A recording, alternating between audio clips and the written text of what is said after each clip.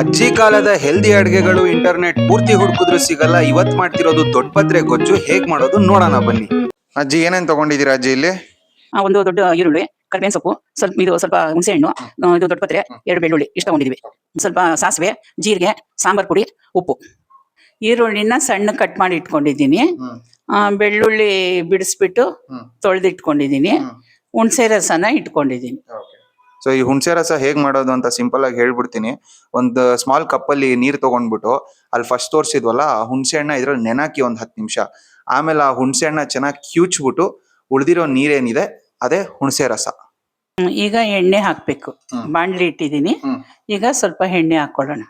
ಹಾಕಿ. ಸ್ವಲ್ಪ ಎಣ್ಣೆ ಕಾದ್ಮೇಲೆ ಸಾಸಿವೆ ಹಾಕೋದು.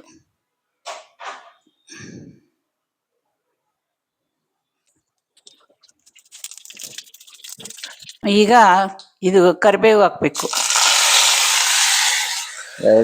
ಕರಿಬೇವು ಹಾಕಿದ್ರು ನೋಡಿ. ಸ್ವಲ್ಪ ಜೀರಿಗೆ,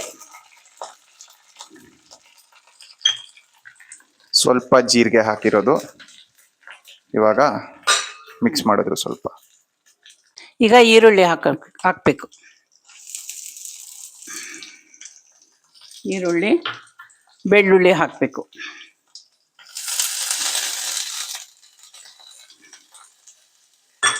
ಸ್ಟಾರ್ಟಿಂಗ್ ಏನೇನ್ ತೋರಿಸಿದ್ವಿ ಅದನ್ನೆಲ್ಲ ಇಲ್ಲಿ ಒಂದೊಂದಾಗೆ ಹಾಕ್ತಿರೋದು.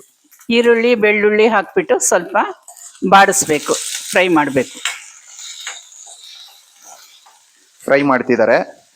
ಇನ್ ದ ಮೀನ್ ವೈಲ್ ನಾನು ನಿಮ್ಗೆ ಸ್ವಲ್ಪ ದೊಡ್ಡ ಪತ್ರೆ ಗೊಜ್ಜಿನ ಬೆನಿಫಿಟ್ಸ್ ಹೇಳ್ತೀನಿ ನೋಡಿ. ಮೊದಲನೇದು ಮತ್ತೆ ಮೇಯ್ನ್ ಆಗಿ ಡೈಜೆಸ್ಟಿವ್ ಸಪೋರ್ಟ್.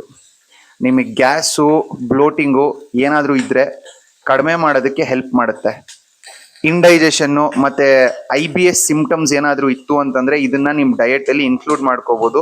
ಮತ್ತೆ ಇದು ಡೈಜೆಸ್ಟಿವ್ ಎನ್ಸೈಮ್ಸ್ ನ ಸ್ಟಿಮ್ಯುಲೇಟ್ ಮಾಡೋದ್ರಿಂದ ಓವರ್ ಆಲ್ ಡೈಜೆಷನ್ ನ ಚೆನ್ನಾಗಿ ಮಾಡುತ್ತೆ.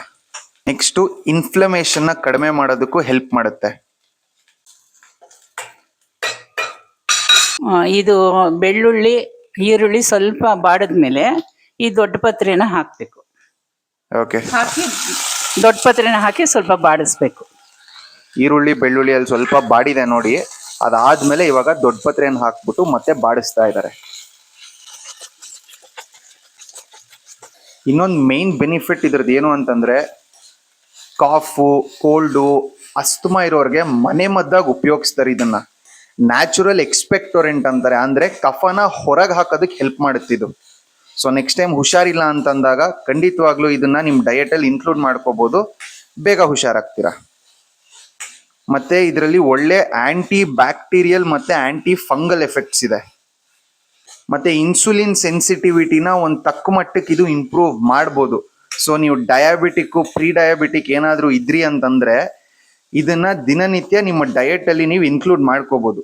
ಸೊ ಬೇಸಿಕ್ಲಿ ಅನ್ನದ ಜೊತೆನೋ ಚಪಾತಿ ಜೊತೆನೋ ಈ ಗೊಜ್ಜನ್ನ ನೀವು ಆರಾಮಾಗಿ ತಿನ್ಬೋದು. ಇದು ಸ್ವಲ್ಪ ಬಾಡದ್ಮೇಲೆ ಈಗ ಹುಣಸೆ ರಸ ಹಾಕೋದು. ಅಲ್ಲಿ ನೋಡಿ, ನೀವು ನೋಡ್ಬೋದು ಒಂದು ತಕ್ಕ ಮಟ್ಟಕ್ಕೆ ಬಾಡಿದೆ, ಅದಕ್ಕೆ ಹುಣಸೆ ರಸನ ಹಾಕಿದ್ದಾರೆ. ನೆಕ್ಸ್ಟ್ 2 ಸ್ಪೂನು ಸಾಂಬಾರ್ ಪುಡಿ. ಓಕೆ.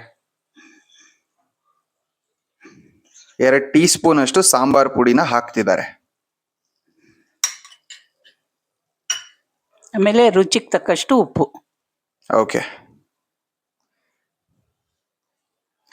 ನಿಮ್ಮ ರುಚಿಗೆ ತಕ್ಕಷ್ಟು ಉಪ್ಪನ್ನ ಆಡ್ ಮಾಡ್ಕೊಳ್ಳಿ. ಈಗ ಚೆನ್ನಾಗೆಲ್ಲ ಮಿಕ್ಸ್ ಮಾಡೋದು. ಮಿಕ್ಸ್ ಮಾಡಕ್ ಶುರು ಮಾಡಿ ಅಷ್ಟೇ. ಹುಣಸೆ ರಸ, ಸಾಂಬಾರ್ ಪುಡಿ ಹಾಕ್ಬಿಟ್ಟು ಸ್ವಲ್ಪ ಎಲ್ಲ ಮಿಕ್ಸ್ ಮಾಡಿ ಸ್ವಲ್ಪ ಕುದಿಯಕ್ಕೆ ಬಿಡಬೇಕು. ಓಕೆ. ಎಲ್ಲವನ್ನ ಕ್ಲೀನಾಗಿ ಮಿಕ್ಸ್ ಮಾಡಿಬಿಟ್ಟು ಕುದಿಯಕ್ಕೆ ಬಿಟ್ಟಿದ್ದಾರೆ. ಇದ್ರ ಮೇನ್ ಬೆನಿಫಿಟ್ ಏನು ಅಂತಂದ್ರೆ ಇದ್ರ ಜೊತೆಗೆಲ್ಲ ಪಿತ್ತಕ್ಕೆ ತುಂಬಾ ಒಳ್ಳೇದು ಇದು. ನಿಮಗೆ ವಾಮಿಟಿಂಗ್ ಸೆನ್ಸೇಷನ್ ಏನಾದರೂ ಇತ್ತು ಅಂತಂದ್ರೆ ಖಂಡಿತವಾಗ್ಲೂ ಈ ಗೊಜ್ಜನ್ನ ಮಾಡಿಕೊಂಡು ತಿನ್ರಿ. ಇವಾಗ ಇದನ್ನ ಕುದಿಯಕ್ಕೆ ಬಿಟ್ಟಿದ್ದಾರೆ ನೋಡಿ. ಚೆನ್ನಾಗಿ ಕುದೀತಾ ಇದೆ ಇಲ್ಲಿ. ಆ್ಯಂಡ್ ಇಲ್ಲಿವರೆಗೂ ವಿಡಿಯೋ ನೋಡ್ತಾ ಇದ್ದೀರಾ ಅಂತಂದ್ರೆ ಚಾನಲ್ನ ಸಬ್ಸ್ಕ್ರೈಬ್ ಮಾಡೋದನ್ನ ಮರಿಬೇಡಿ. ಈ ಥರ ಸುಮಾರು ಹೆಲ್ದಿ ರೆಸಿಪೀಸ್ ಜೊತೆಗೆ ಮತ್ತೆ fat loss tips, muscle building tips ಇವೆಲ್ಲ ನಮ್ಮ ಪೇಜಲ್ಲಿ ವಿಡಿಯೋಸ್ ಅಪ್ಲೋಡ್ ಮಾಡ್ತೀವಿ. ಸೊ ನಿಮಗೂ ಹೆಲ್ಪ್ ಆಗುತ್ತೆ. ಆ್ಯಂಡ್ ಇಫ್ ಯು ಫೀಲ್ ಇದರಿಂದ ಬೇರೆ ಯಾರಿಗಾದ್ರೂ ಹೆಲ್ಪ್ ಆಗುತ್ತೆ ಅಂದರೆ ಅವ್ರಿಗೂ ಕೂಡ ವಿಡಿಯೋನ ಶೇರ್ ಮಾಡೋದು ಮರಿಬೇಡಿ. ಈಗ ಚೆನ್ನಾಗಿ ಕುದ್ದಿದೆ. ಇದನ್ನ ಈಗ ಬೌಲ್ಗೆ ಸರ್ವ್ ಮಾಡೋಣ. ಓಕೆ, ಮಾಡಿ ನೋಡಿ, ಚೆನ್ನಾಗಿ ಕುದಿಸಿದ್ದಾರೆ. ಸೊ ಹಿಂಗೆ ಕಾಣ್ತಿದೆ. ಸರ್ವ್ ಮಾಡಿ ಬೋಲ್ಗೆ. ಸೊ ಬೋಲಿಗೆ ಟ್ರಾನ್ಸ್ಫರ್ ಮಾಡ್ತಿದ್ದಾರೆ. ಘಮ್ ಅಂತ ಇದೆ. ಚಿಕನ್ನು ಮೊಟ್ಟೆ ಏನಾದ್ರು ಸೇರಿಸ್ಬೋದಾ ಇದಕ್ಕೆ ಟೇಸ್ಟ್ಗೆ? ಹಾ, ಮನೇಲಿ ಪ್ಯೂರ್ ವೆಜಿಟೇರಿಯನ್ಸು, ಅವ್ರಿಗೂ ಅಷ್ಟು ಐಡಿಯಾ ಇಲ್ಲ. ರೈಟ್, ಸೊ ದೊಡ್ಡಪತ್ರೆ ಗೊಜ್ಜು ರೆಡಿ.